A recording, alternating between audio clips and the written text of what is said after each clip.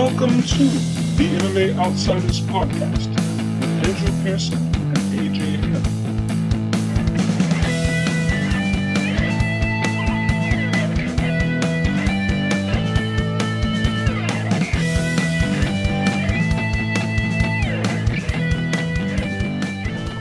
Welcome to the MMA Outsiders Podcast. I'm Andrew Pearson. I'm AJ Head. And we're back. We took a break over the holidays, but happy 2018, happy New Year to everyone out there in MMA Outsiders land. Is that what we're calling it? All the maniacs. All four of you. Yeah. There's at least five, AJ. I think you're underrating our audience here. Sorry, I got OCD. I try to stick to even numbers. Yeah, well, I mean, it's you, me, and then me another three times as I go through for audio mistakes. Yeah, so that's true. I want to apologize to our listeners. We're kind of back in audio hell this week, recording on my end because AJ had some technical problems. Just put the blame squarely on him. Yeah, it's my fault. Fuck Steve Jobs, by the way. I'm just saying. Yeah, no, true. Steve Jobs.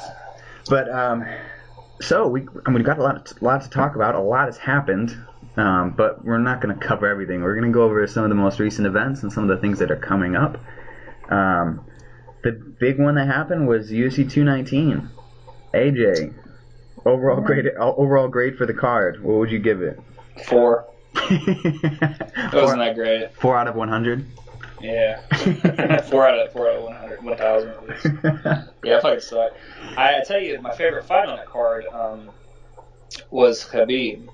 Not because it was a great fight, but just because I've never seen that happen to like Edson Barboza. That was crazy. It was according to the scorecards, the most lopsided fight in UFC history.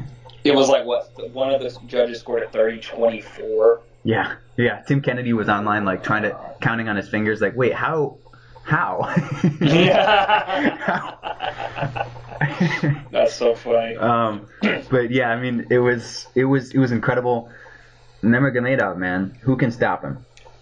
I don't think there's. I mean, everybody has the speculation like Tony, which is possible. I mean, anything could happen at the high level, but man, I think he's such a specialist that he could be our next champ at lightweight. You know. I mean, 25-0.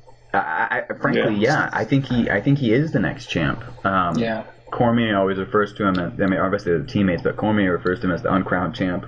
And I gotta say I favor him against pretty much everyone in that division. I think the odds are in his favor. Not that he couldn't get caught, but I mean, honestly, I actually think Conor McGregor might have one of the best shots at beating him. Well, yeah, Conor could, but you know, we have Edson Barboza, who's a striker. Actually, would you say that Conor has? People always talk shit about his grappling, but do you remember the Max Holloway fight? Yeah, man. He grappled the shit out of him. Yeah, you know? He did. And I mean, he was really good. But Holloway's not a slouch. No. Like the fight before that, Holloway was fighting off Dennis Bermudez for like the better part of 2 rounds before Bermudez finally started getting him down. McGregor took him down effortlessly. Right. My thing is with Edson, they were all talking about Edson's wrestling defense. Man, how good it was. You know what? It's good. Mm-hmm. But I never thought. I always thought if Khabib closes the distance, he's gonna get him down. Like in my mind, you know what I mean? Yeah, I don't think Conor really has anything for Khabib. I think unless he knocks him out, which. Well, yeah. So. Yeah. So. It's always hard to tell because Conor has gotten pretty far without having to face someone. Obviously, there's no one like Khabib, but I mean, against Mendes, he went down. Mendes is he has a really good shot. Yeah, but he had a bum knee or bum leg. He had a bum knee, and he took that fight on short notice. He wasn't ready for a wrestler. Against Eddie Alvarez, Eddie never got close to a takedown, man. Yeah. So, and Eddie Alvarez is a pretty strong wrestler. I mean, he's not Mendes. He doesn't have that shot, and he's not Khabib, obviously. But, I mean, he couldn't even get close to a takedown. But it's not really... I mean, if Khabib gets a hold of Conor, he's going to take him down. I don't really... Yes. If he gets a hold of him more than, like, twice, you know? But I think Conor has the... Like, with Edson, he was just running at him and just throwing... You know what I mean? Like, throwing those punches to get him to back up. Yeah. You can't do that to Conor. I mean, you can, but... It's a risk, you know what I mean? Right. We've seen him. I mean, the Aldo fight, the Alvarez fight. The moment you start running him like that, he can put you down. He has special kind of power, like a special kind of punching. Yeah. Especially for that division, you know, especially for featherweight, knocking dudes. I mean, he's a big featherweight, but man, knocking dudes dead. We haven't really got to see him at lightweight in the UFC at the high level on for that one fight. But it's going to be interesting. I think and also, if he comes back, it's going to be him and Tony, and then whoever wins that, obviously, Khabib gets the next shot. Well, I think it's actually going to be the other way around. I think Khabib is going to fight Tony. Yeah, I think that's the next fight. Because, oh my god! I wanted to fight so bad. I miss Conor. I know, right? Connor's great. You see, the thing of it is like I'm not a Conor stan, but I enjoy his fights, man. I enjoy the lead up. I enjoy the actual fight. He's a special talent. Like whatever his antics outside the cage, man. His sense of timing is I think what could give Khabib trouble. Yeah. And his triggers. And two, the fact that he pressures. Because if you can keep Khabib from getting you up against the cage, I think that's where you could potentially stop him. Sure. So. That being said, that was my favorite fight on that card. Yes. My next favorite fight, the Cyborg fight, was decent. Like, it was not... I enjoyed it. It was actually pretty good. I was disappointed because I'm a Holly Holm fan, but at the same time a huge Chris Cyborg fan as well. Just seeing that level at the women's division, out of any women's division, seeing that level of dominance for so many years, not falter. And... just who's next for her. We got Megan Anderson that's supposed to be coming up and fighting her. I don't know if that's set yet or not. I think it is, right? She wants that fight. But Dana White came out and said Nunez is next for her. Man, get the fuck out of here with all these super fights, man. Well, okay, I hear you. But who's waiting in the wings for Nunez that you really, really need to see? For Nunez... I don't know, man. That's a good question, Exactly, man. So if you're going to make a super fight, those are the two divisions to make it in because 145 has nobody. Yeah. And, I mean, besides Megan Anderson, I guess. She's not even in the promotion yet. She's in Invicta. She's still in Invicta, yeah, you're right. I guess I don't care what order you make them in, but you might as well do that fight. You know what I mean? Like, there's no one lining up who has richly earned the shot with Nunez, and there's obviously no one at 145. So... Go ahead. Do you think how well do you think Nunez stacks up with Chris Cyborg? I'm with Tyron Woodley, who is afterwards when they mentioned that one, he's like, that's interesting. She's like, because Nunez actually has the power to hurt Cyborg. Right. And I think that's exactly correct. I was a little surprised in the home fight by how in the beginning and for the first couple rounds, Holm was able to sting her. Yes. And I was very impressed by Holm in that fight. I thought it was crazy that two judges gave Holm the first two rounds. Right. They weren't seeing, because every time Holm would land, Cyborg was landing over the top. Yeah. She was same time countering her, and I don't think the judges saw that. But I was still surprised by the fact that Holm was able to sting her. Right. Maybe I shouldn't have been, but it was the pressure of Cyborg, and the fact that Cyborg for the first 4 rounds wasn't jabbing. I thought that was an adjustment she made late that really helped her. But I mean, yeah, credit to both of them. Holm's really tough. But if Holm could stick her on the end of her straight left, even if she was getting hit at the same time, then Nunez has a shot, man. Because Nunez has the best power, I think, of any woman besides potentially Cyborg, and maybe including Cyborg. She hits really hard, especially in the first couple rounds. Yeah. Do you remember when everybody was talking like Ronda Rousey? And I mean, we talk about this all the time, but now you see a lot of strikers getting a lot more credit nowadays. You don't really see. It's kind of like the evolution of the sport. The wrestlers, the Ronda Rousey's jiu-jitsu or judo was dominant in the women's division. Everybody's like, oh, she's gonna flip her armbar. It's like she does every fight. Just knock the fuck out. It was Twice. You know what's really weird about the Rousey thing was like you were like it seemed so inevitable because she did it so often, but you were like this is such a weird game for the top of the sport because she, you know what I mean, like she didn't have a shot. Right. She tied up with everyone and then tossed them. And it was very impressive. Yeah. Chell is kind of the camp that judo doesn't really work in high level mixed martial arts, which is kind of true. You know? So it just shows you how the level has changed.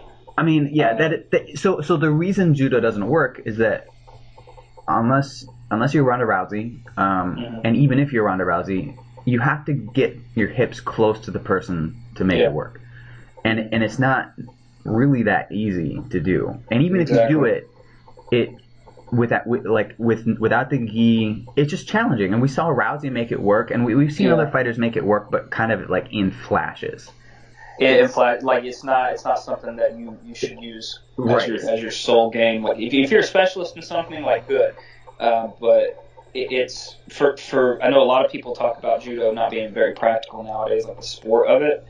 You turn your back a lot on people when you flip and in certain throws, but people do utilize certain moves from judo. I mean, Cub Swanson has a good hip toss. So does Nate Diaz. Karo Parisian was very, very good at utilizing it in some of his fights. I mean, Khabib uses sambo, and you see him. He hit one against Rafael dos Anjos. Yeah. So I mean, that stuff works in a way, just like anything else would work. But when you see Rousey do what she does, and you see her do it, like when she fought Holly Holm, for instance, she couldn't capitalize on that because Holly Holm's fight knowledge, her training camp, everything like that, the levels change. People figure that shit out. Well, she can't just be a one-trick pony. Well, what she did is she denied Rousey the entries that she needed. Exactly. So that's to run back to Khabib for a moment. That's what always makes, like, Barboza put up a really good fight, frankly. Sure did. For getting the shit kicked out of him the way he did, and like at the end you could people kept saying like he had this 1,000-yard stare at the end where he just had checked out. He didn't know where he was. Yeah. But he threw 2 wheel kicks in the third round. Like, oh no, yeah. Imagine if that would have been the craziest shit if he had connected and yeah. I was hoping like that because I mean it was lightning, dude. Like when that was a lightning wheel kick. It was, man. I mean, the fact that he still had that in him. But the point was like Barboza has gotten really good and he does deserve to be where he is at lightweight. But his footwork when he was pressured, he ended up putting himself kind of on the cage, and he's also his striking defense has never been. It's good, but it's like Beneil Dariush connected a lot of times on him. Khabib connected. I would really love to see someone who had the footwork and the striking defense to not get backed up by Khabib. Right. I really want to see Jose Aldo versus Khabib. Yeah, that'd be kind of. Is he moving up to lightweight? I don't know. Probably not. I hope so. I know, right? Yeah, he needs to go to soccer or something. Anyway, but yeah. So but anyway, yeah. When you deny someone the entries, that's the part that always makes me wonder. Like, is someone eventually going to be able to do that to Khabib? Obviously, it's different, but yeah.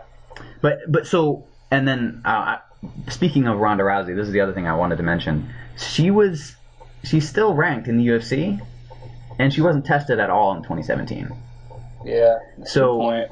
So, Ian Kidd, who works for Bloody Elbow, he discovered that there is a loophole in the USADA UFC agreement where the UFC could someone could retire out of the USADA testing pool, come back, and the UFC could exempt them from being tested, and you would have no way of knowing. That was the Brock thing, wasn't it? He came back on It was similar. It's similar to the Brock thing where he came back and they just exempted him because they have that. The UFC has that power under the WADA guidelines that USADA uses. So Ronda Rousey's not being tested whatsoever yet. She's still ranked. So it just goes to show you how much of a sham this is sometimes. Right. She's the only athlete not tested by the UFC in 2017, by the way. So we don't know if that's what happened to her. Dana White's out here saying, "Oh yeah, USADA's still showing up at her door." No, they're not. They didn't test her at all. But anyway, so with Cyborg and with Nunes, I don't know, man. I really want to see it, frankly. I think Cyborg has better cardio. Absolutely. She's a bit bigger. I think Nunes would have to knock her out to win. Well, if they fought at 45, Nunes, I mean, what does she walk around at? She's pretty big, especially for a weight class, but I don't know. That's a good question. Probably my guess would be Cyborg would have maybe 10 or 15 pounds just walking around on her. Right. But man, my guess would be it would be a slow fight. Like they'd be wary of each other. Yeah. And I know Cyborg doesn't want to fight a Brazilian. Not sure why. Yeah, so I don't know whether we'll see Megan Anderson versus Cyborg at UFC 221 the way Cyborg wants, or whether we'll see Nunes Cyborg next. But I mean, I think either one I'm picking Cyborg, but you know, the Nunes fight to me that's really interesting. So we'll see. I think that's maybe the only fight that's really interesting. I would like to see her versus Valentina Shevchenko, honestly, but Shevchenko's so much smaller. Oh, dude, yeah. She fought what? She could probably fight 125. Yeah, 125. Easily. Which would be kind of cool, yeah. Yeah. It's going to be a good fight if it happens. Hey, did you talk to Andrew Richardson about Cynthia Khabib at all? No, I didn't. I was just curious about how she was in the camp this time. I don't know. You know, that was a close fight against a tough opponent. It was. I thought Carla Esparza did win. I loved the way she went after her at the very end. Yeah. That was awesome, and I think that won her the fight, or at least sealed it for her. But it was a close fight. I mean, Cynthia Calvillo is still a very promising prospect. She's still very young. Yes, yeah. So, you know, I don't know. I think it's just going to give him more time to develop before she gets thrown in with people like Jessica Andrade and Joanna Jacek. I just thought it was kind of messed up that they threw her in Carlos Esparza right away, because I think it shows how they view, in a way, nothing shitty against Cynthia Calvillo, but they had this big hype train on Cynthia, right? And then Carlos Esparza, you know, they're kind of, in a way, downplaying her abilities, but not. She's a former champion, you know. She beat the current champion for the belt at first, right? You know. Right, she did. So to me, I think it was. It's kind of a shitty matchup. I don't know. I don't think they should have gave her Carla right away. But it was a close fight. But maybe give her somebody else right away to kind of build her up. You know. Yeah, I mean, I think she beat Joanne Calderwood in her last fight, and I mean, she's right there. I don't think that Calvillo is like title shot ready or anything, and no. Obviously not. I mean, if Carla Esparza beat her, they're at similar levels, right. Obviously, but yeah, I think I don't know. I think when they see a female fighter who has the look, they tend to get maybe ahead of themselves a little bit. Mm-hmm. Definitely did with Paige Van Zandt, who's moving up to flyweight. That's going to be a fight in Texas, actually. In Austin. Yeah, in Austin. Yeah, I mean, They might do the same thing with Mackenzie Dern, who's also debuting in 2018 in the UFC. Yeah. So we'll see. I think, I would be curious to see what Richardson had to say about it. Yeah, that'd be kind of cool. All right. So, did you see the Stipe Ngannou promo? Man, in a way, it makes me happy, and in a way, it makes me frustrated because when the UFC want to spend the money, they can really pull together an awesome promo. Of course, but it's almost like Francis is their creation in a way, you know. He's their golden boy. He's their golden boy. Lives at the training center. He's actually going to be moving back to France for this one. Oh, interesting, huh? Yeah, because what he was doing was training at the UFC gym under like a rotating staff of coaches, but his main coach, he was Skyping with his main coach in France and kind of developing game plans and stuff like that. Evidently it worked, obviously for the last fight, but I think for this one they wanted to be able to work together a little more closely. So he's going to be in France for a good portion of his training camp. And good for him, man. Francis Ngannou is awesome. Regardless of whether he beats Stipe, he's going to be around. Like, he will... I feel like you can say this with certainty. Unless something crazy happens, he'll eventually be a UFC heavyweight champion. Yes. He's on this path in terms of, like, his development, in terms of his skill set, that you don't see very many people on. He's a freak athlete, obviously. I'm really curious to see how Stipe handles this, because Stipe is awesome. Stipe follows me on Twitter, by the way. I just gotta throw that out there. Stipe just, I love how, like, at the press conference, just Stipe just refused entirely to engage in any sort of promotional tactics. Right. Like, Ngannou was trying to talk trash to him, and he's like, okay, whatever. Yeah, sure, I'm intimidated. And it's just like, oh, come on, Stipe, say what you really think. You obviously don't think you're obviously not intimidated, like, but he doesn't, I don't know, he just didn't want to get, like, in a war of words. Right. But he, keep going. The promo was awesome, man. Like, obviously he looks the part, and when you pair those two, man, like, it's guaranteed to be awesome. I'm excited. Yeah. Go ahead. I was going to say, just to read, kind of not to go off, but the Patreon's that's going to be actually in Missouri. It's the next fight night, not Austin. Really? Mm-hmm. Oh, okay. Oh, you're right. Is she on the Doo Ho Choi, Jamie Stevens card? Yeah. That's actually the next UFC card, for what it's worth. Yes. Not this weekend, but next. And I think it's on a Sunday. Let's see. It is on... whenever January 14th is. So. Yeah, I think that's a Sunday. Yeah, that's a Sunday. So, next Sunday, keep an eye out for that. I'm really looking forward to Doo Ho Choi versus Jeremy Stevens. I already mentioned that on this podcast before, but Doo Ho Choi has 1 year until his military deployment. Ooh. So, damn. He's got to, if he wants to get, like, anywhere close to it's almost like, why even bother? Like, right, they're not going to give him a title shot right before he leaves. Hey, who else was it? It was Korean Zombie that had military deployment as well? Yeah, we lost him for 2 years, man. He's back now. I wish they could, I think they could actually get exemptions for it, and they're just too damn patriotic. Right. But I mean, Korean Zombie wasn't even on the. He's like, yeah, I was injured beforehand, so I just worked an office job.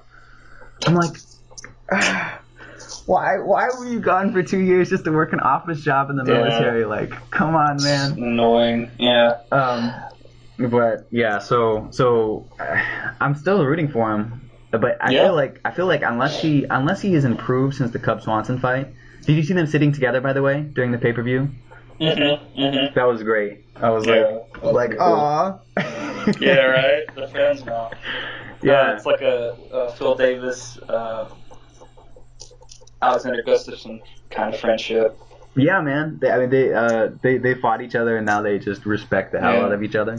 Yeah. Doo Ho Choi's always been respectful, but I don't know, man. I'm rooting for him versus Jeremy Stephens, but that's a tough fight because Stephens has a hell of a chin. He hits really hard, and Choi is awesome, but his striking defense, he's always been susceptible to getting hit. Yes. And Jeremy Stephens seems like exactly the guy to kind of test that. He hits so fucking hard. Yeah, man. And it's usually these like wild hooks, and that's exactly what Swanson was kind of hitting him with. And plus, Stephens has gotten really good lately. I mean, like he beat Gilbert Melendez in the last fight with those low calf kicks. Yeah. So he's just really well rounded. He's really hard to put away. And I feel like unless Doo Ho Choi has improved since the Swanson fight, unless he's like taken lessons from that and like figured some additional things out, it's going to be a tough fight for him. Yeah, especially over 5 rounds. Do you have any kind of going a little bit further away, because I don't really want to give a shit about talking about Paige Van Zant's fight right now. We'll do that next week. But do you have any, on the 220 card, do you have any guess on DC Vulcan? I think DC's going to ragdoll Vulcan, but... Me too. Vulcan's a weird fighter, man, because he just kind of ran through everybody in the first round, and now he's getting a title shot. When I first watched him fight, it was against OSP, and he was kind of underwhelming. It kind of out kickboxed him for 3 rounds on short notice, and then he just knocked out 2 people, kind of without even trying it. It seemed like he hit Serkinov backing up as he backed up, and Serkinov just went down like he'd been poleaxed. And then kind of same thing with Manoa. Hit him in the clinch. Didn't look like big shots, but Manoa went down hard. And, so it's like, is he going to surprise us? Is he going to do the same thing against Cormier? Or is it going to be like, oh no, those 2 were kind of fluky? So it's really hard to get a read on him. Like, he could surprise us all and do what he said he's going to do and knock DC out in the first round. But I don't know, man. Vulcan, no time Ozdemir. He's going to have his felony arraignment right before that fight, too. Oh, wow. That's interesting. Got in a fight with someone at a bar. These things happen in MMA. Didn't he fuck him up? Probably, yeah. I mean, the UFC light heavyweight contender Vulcan Ozdemir is fighting someone. I hear that happens a lot. Like, where's he from again? He's from... I don't know. Eastern Europe somewhere. Dude, I heard that happens a lot, like with the Dutch kickboxers. So he's from Sweden or Switzerland. Ozdemir's from Switzerland? Yeah. Oh, okay, yeah. Cool. But yeah, I think he has those problems. Like I heard in the Netherlands and all over places like in Eastern Europe, there's a lot of people like starting bar fights with. There's stories about Alistair Overeem getting in a fight, Bakari. Boss Rutan has the infamous or famous bar fight. A number of them, frankly. Against a number of them. I mean, just getting into so many fights. Just because people look at you, they know who you are, and they want to challenge you. But it happens a lot over in Eastern Europe for some reason. Well, this happened in Florida, which is just... Oh, this happened in Florida? Yeah. So just as sketchy as any place in Europe. Florida. It happened to Cub Swanson in Florida. Did Some it? guy tried to fuck with him. Yeah, something like that. It's not a good idea. He just kind of gave him the death stare. Yeah. Come on, Cub Swanson? Yeah. Cub Swanson's probably the last person I want to get into a bar fight with. I'm pretty sure Cub Swanson was like in a gang growing up. Like, he was pretty tough growing up. Yeah. I know he grew up in a rough neighborhood. I know some of his siblings were in gangs. Yeah. You don't want to mess with Cub Swanson, man. No. Like, you don't have to look too hard at him to realize, like, hey, this is a guy who on the street would seriously fuck you up. Right. Yeah. And doesn't give a shit. Yeah. I mean, he has a house and a kid, and I think he's married. Or yeah, so is Jon Jones. But anyways, true, man. I mean, but I think Cub Swanson's actually like a responsible human being. Good, yeah. That's why he's not champ. I'm just kidding. That's fucked up. I shouldn't say that. That's not right. It's always the irresponsible ones, right? That are always like Connor's fucking wild. Holloway seems like he's got his ish together. Yeah, he does. He's Hawaiian though, man. They just know how to instinctively. They have an innate ability to fight. Yeah, I mean, there's a surprising amount of UFC fighters from Hawaii, to the point where Dana is saying, like, yeah, we're actually going to try to make UFC Hawaii happen. Yeah, that'd be great. Dude, Polynesians know how to fight, though. Like, seriously, like, for some fucking reason, any kind of street fight you see, like, they have a knowledge of how to fight. I don't know what the deal is, but they know how to kick. Like, they know how to box, kickbox, wrestle. Just, even if they probably don't train, they know something about it. Any Polynesian street fighter I've ever seen on the internet. I mean, the internet is the source of all knowledge, so. Dude, I'm telling you, bro, it's got some shit, man. The Onion's my favorite news. I'm just kidding. All right, so anyway, that's gonna be a good fight. Stipe and Francis. Who do you got on that fight? Man, that one's really hard to pick. I mean, I feel like it's hard to pick against Francis right now. Yeah. But then Stipe is my boy, man. Like, let me put it this way: if anyone can beat Ngannou, it's gonna be Stipe. If Ngannou wins, who's gonna beat him in that division? No, yeah, you're right. No, it's if anybody's going to beat Francis, it's going to be Stipe. You're right, and that's hard for me to pick, man, because Stipe, he's tough, man, and he's taken some shots from some of the best. But he's been rocked before too. Yeah, he's been rocked. But if Francis has this mythical power that everybody's talking about, I mean, he clearly does. He clearly does, but if it doesn't fuck with Stipe's confidence, right? I think Stipe could, and he keeps his composure and uses what he knows and his experience and everything. I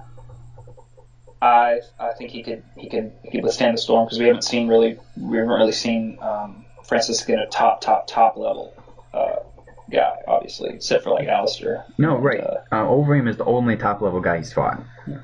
But I think if Francis wins, I wouldn't be mad about it. I wouldn't be upset, because he's a fan favorite as well. Yeah.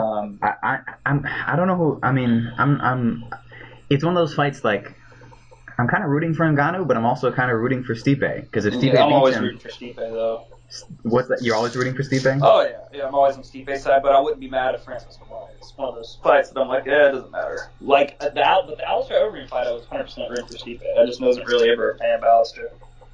Yeah, they used his knockout footage for this promo, which was chilling, and I don't know, man. I think Alistair has a reputation for not being a super likable dude. But yeah, that's true. Man, that was a brutal knockout. Yeah, that was crazy.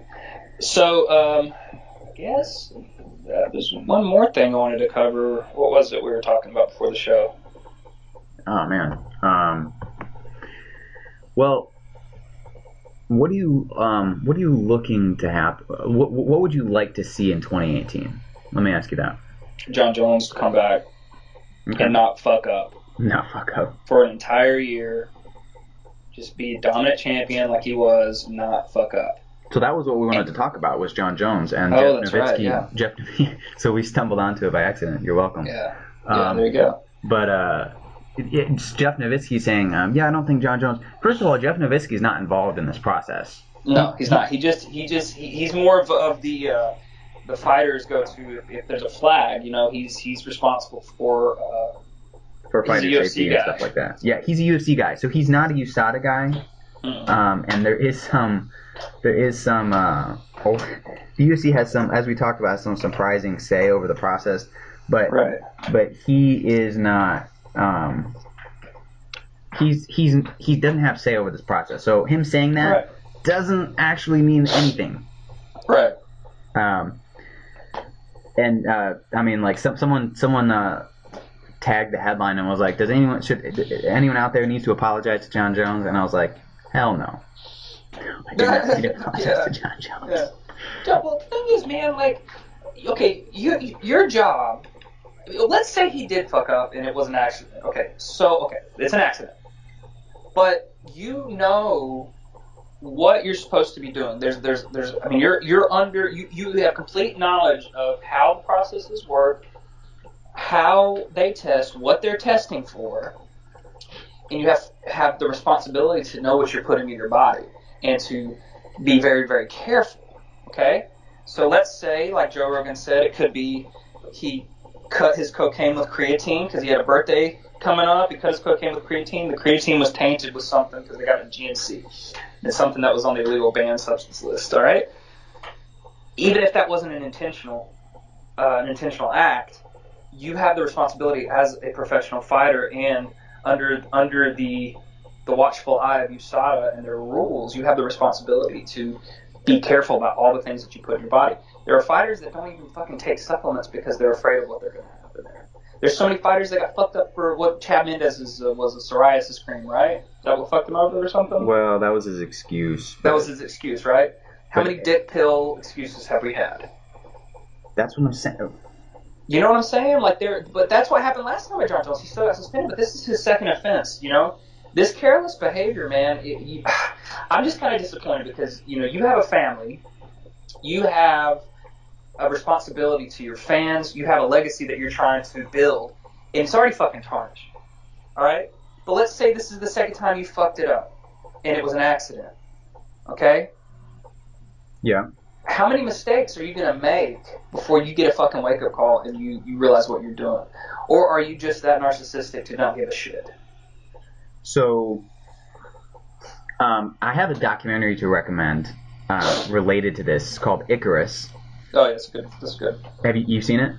I've seen parts of it. I haven't got to sit down and watch the whole thing. It's really insane. Like it started out and I'm like, okay, this is interesting, and then it takes like just the craziest turn. But it has to do with an American bicycler who wants someone to help him dope, basically. So he goes to this Russian lab, and the scientist he's working with ends up being involved in some crazy shit. Right. But basically, the takeaway that I got from that was like, man, you can game the system. Clearly, you can, even under USADA. Yeah. Maybe not to the same degree you could before. Yeah. But I mean, it's not like USADA introduced drug testing. The UFC was drug testing people before this. So, I don't know, man. I would honestly, this is my take, but I would be surprised if Jon Jones, if he just was being careless this many times, frankly. That's what I'm saying, man. I mean, it's everybody was doing it, allegedly. Yeah, I mean, we had Cody Garbrandt give the game away when he's like, oh yeah, TJ Dillashaw taught the gym how to shoot up. How to do it, yeah. And you're like, first of all, man, don't implicate your own gym. But I guarantee you, Cody's too dumb to. I'll say Cody's not dumb, but he's not the kind of guy who would just like make up that kind of lie. Right. It probably the truth just slipped out. Yeah. Hey, remember your dream you had when you were talking shit about Cody Garbrandt? Oh my! I need to stop. I need to stop talking shit about Cody Garbrandt. It just happened, bro. I know, right? Your dream came true. I know, right? So, did you see, by the way, the video of Jean-Claude Van Damme kicking him in the teeth? Oh, dude, how ridiculous is that in general? What the fuck are you doing, Jean-Claude? You're 50-some years old, and you're sitting here fucking moving around trying to be a tough guy with the fucking UFC fighter. And of course you accidentally kick him in the teeth. You're trying to be a tough guy. Oh, I'm sorry, my champion. I wish you had given you another heart attack. Knocked you the fuck out and taught you a lesson. You saw the video, though, right? Fuck yeah! It's fucking stupid. That video was not nearly as bad as Cody made it seem when he did. Well, it's Cody's fucking hothead. Whatever. He is. He's gonna get pissed off. But I was just pissed that John Claude's doing what he was doing. Like, what are you doing, man? You trying to spar with this guy? And the guy's obviously not gonna fucking actually spar with you. But you're like, whoa, look at my flashy kick. Blah blah blah blah. And it's just like, dude, come on, man. Go fucking back.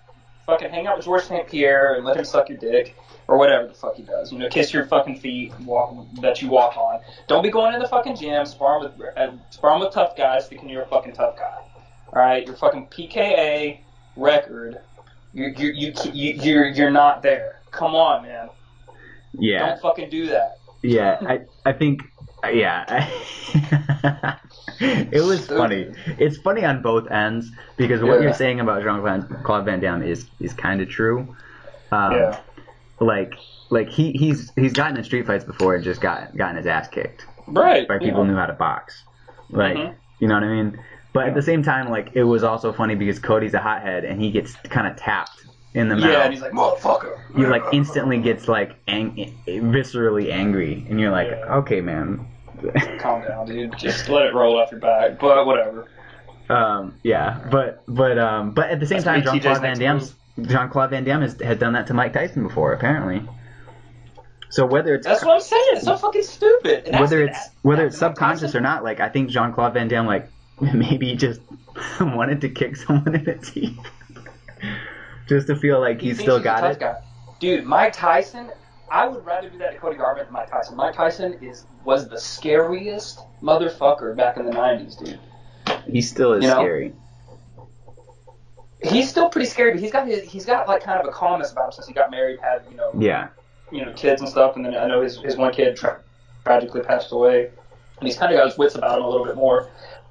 But man, in the 90s, I mean, I'm a firm believer that he would have fucking done work in the UFC if it had been around, like, for him, popular back then. I have a feeling he was just that much of an athlete and that dedicated. That motherfucker was so good. Can you imagine his knowledge? Can you imagine Mike Tyson versus Francis Ngannou? So that'd be a bloodbath, right? And Ngannou would knock him out, but still, I mean, because he's so big, you know. Yeah. I mean, in his prime, Tyson probably would have won that shit, though. You think so? Tyson wasn't that big, though, man. I mean, he and allegedly, you know, from what Evander said, who was a little bit smaller than him at first, before he started training with Lee Haney, but he was a cruiserweight. He said he didn't hit the hardest. He wasn't the hardest hitter. He was really explosive. I think it was his ability to kind of cover distance. He was terrifying. Yeah. But he hit hard, and he's not the hardest hitter. I think he knocked everybody the fuck out. He must have hit pretty damn hard in general. He did hit. He hit pretty damn hard, and I think it was his explosiveness more than just how hard he punched. Like, he surprised people. Yeah, because I mean, if that was the case, George Foreman was probably like the hardest hitter of all time, from what I understand. Yeah. From what I hear other people say, George Foreman just hit so fucking hard. That's what I hear too. It was Foreman, maybe Marciano was in that discussion. Yeah, from what I understand, but Foreman was so much bigger. He was so much bigger, but he would do reps of just power shots on the bag, and just the bag would be like caving in. And the trainer would be holding the bag, and he'd just be throwing, hooks to the body, and just the bag just bent in half almost, But Marciano used to train on a 300-pound homemade punching bag. He used to do reps on those. Yeah. And he would go into the forest and the woods, and he would chop wood, and he would throw heavy stones, 50, 60, 70, 100-pound stones, carry them, throw them, just do like a workouts. We're doing that typical MMA Outsiders thing where we just get off like some tangent on some historical boxers or some shit. Yeah, boxing. Old school boxing, training and shit. I just love it. I don't know why I love it. I think it's just so primal, like the old school way of doing things. Oh, yeah, man. But there's something about just... And the other thing is, they weren't taking anything because there wasn't anything to take back then. Right, yeah. It was all natural. Yeah. Yeah, there's something about that era, boxing and wrestling, frankly. Like, you had guys like Frank Gotch and Farmer Burns, and man, that's Farmer Burns was a fucking tank. Yeah, man, like doing circus drops with a rope tied around his neck, regardless of like how they figured out how to not cut off cut off his blood supply. That's still impressive. They dropped him 6 feet with a rope tied around his neck, but that's just terrifying. Can you imagine if like they messed up once, he did? Yeah, that'd have been the show to be at. People did occasionally die from that kind of shit. Oh yeah, that's what made it kind of like it was the Wild West, man. Yeah. But yeah, man. Speaking of that, there's a video I posted on one of my Midnight Manias recently about it's like a 112-year-old video of the first black boxing champion ever, before Jack Johnson. The video's from 1911. I think 1901, 1903, something like that. I think it's like a exhibition fight, but check it out. It's really cool. What was his name? Was he from South America or something? From Nova Scotia. Nova Scotia. Yeah. Huh. There was a African American champion from like the 1700s too. Was there? Yeah, he was like French. Can't remember his name. Okay, so maybe there's some more work to do. Might be with the new rule set, not the. Yeah, it might be like from the time we can trace modern belts and stuff. Right. Yeah, because back then it was the what was his name? We'll figure out the shit. We'll do a whole boxing history podcast that nobody will listen to this point. Yeah, right. So the guy's name was George Dixon, and it was in 1906. Okay, cool. Right on. Awesome. Yeah, I'll have to check that out, man. But yeah, so anyway, Mike Tyson, yeah, badass. Yeah. Oh, yeah, fucking Jean-Claude Van Damme, get the fuck out of here. That's how we got on that tangent. Jesus. But anyway. All right, well, so here's what I want to see in 2018, but I won't see it. Is collective bargaining for the fighters. Collective bargaining is what you said? Yeah.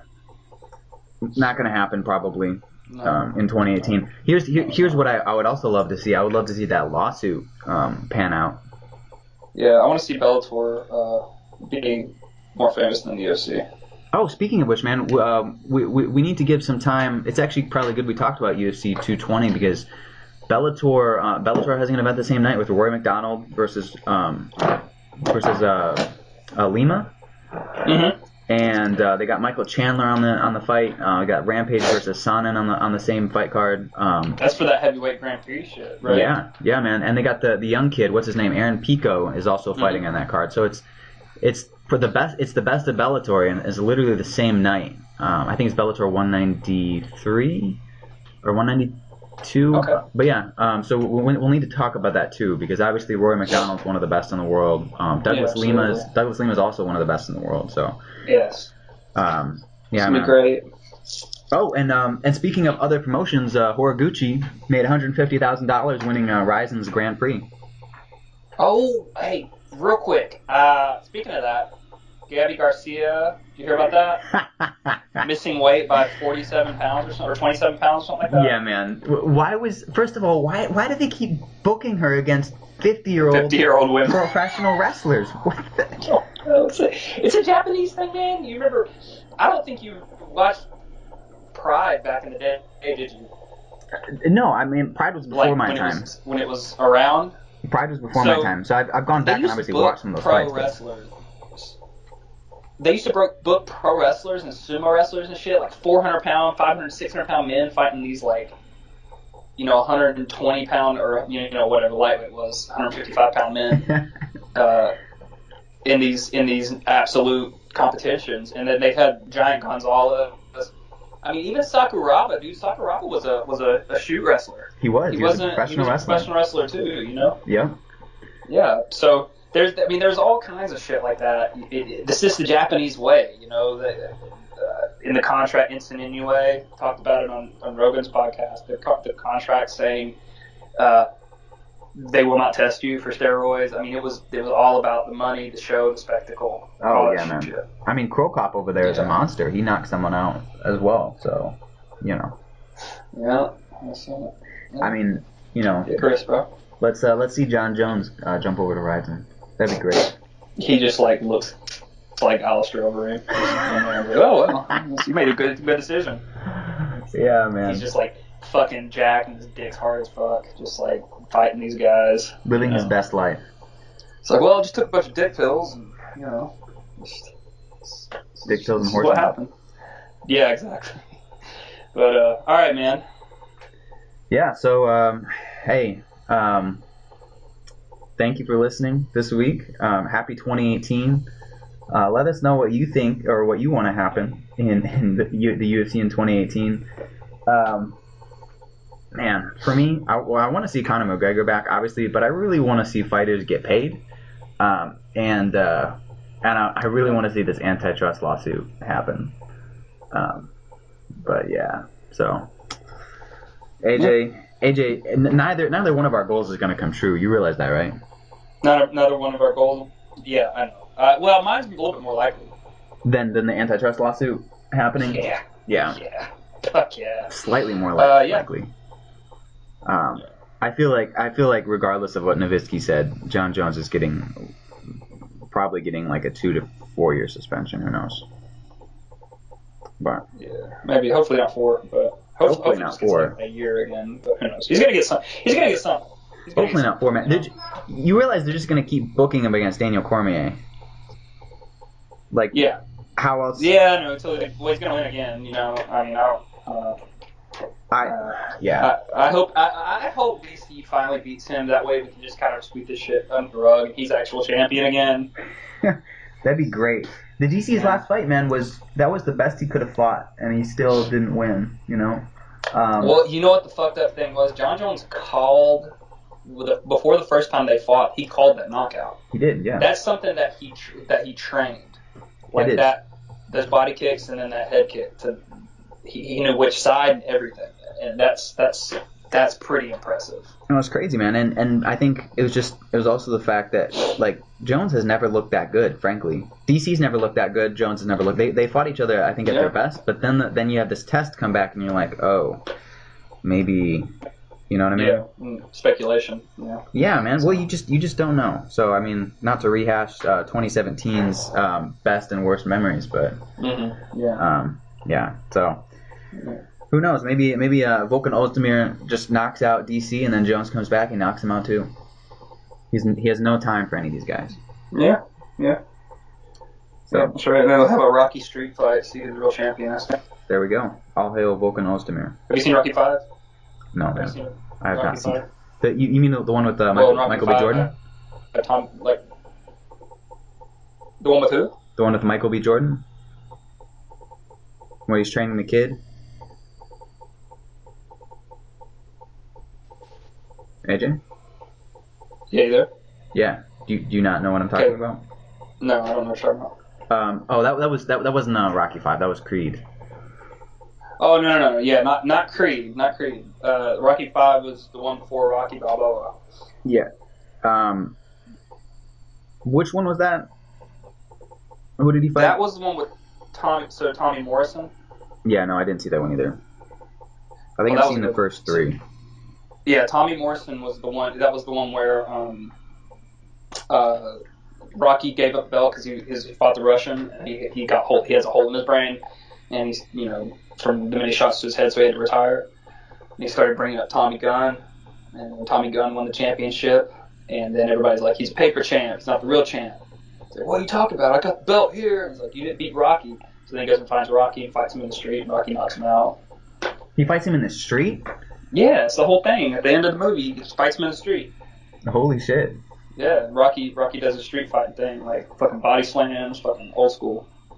See, yeah, no, the Rocky movies I've seen are 1, 3, and 4. So, yeah. Yeah, 4's a little ridiculous. 1's the best, I think. 1 and 2 are pretty good. 3 and 4 are just kind of silly. 80s. But they're cultural icons, so which is probably why I should watch the rest of them. But 5's good. Rocky Balboa is alright. It's kind of ridiculous because he fights Antonio Tarver, whatever. And then Creed's obviously really good. So. Yeah, haven't seen that one either. But so now that we've gone over my lack of Rocky knowledge, hey everyone, have a great 2018, and we're back. So we will see you next Friday as well. Next Friday to preview Duho Troy versus Jamie Stevens. Yeah. All right. Where can they find you? Everyone can find me on Twitter at Vorpality, VORPALITY. Or you can leave a nasty comment on my Midnight Mania series at MMAmania.com. And AJ, how about you?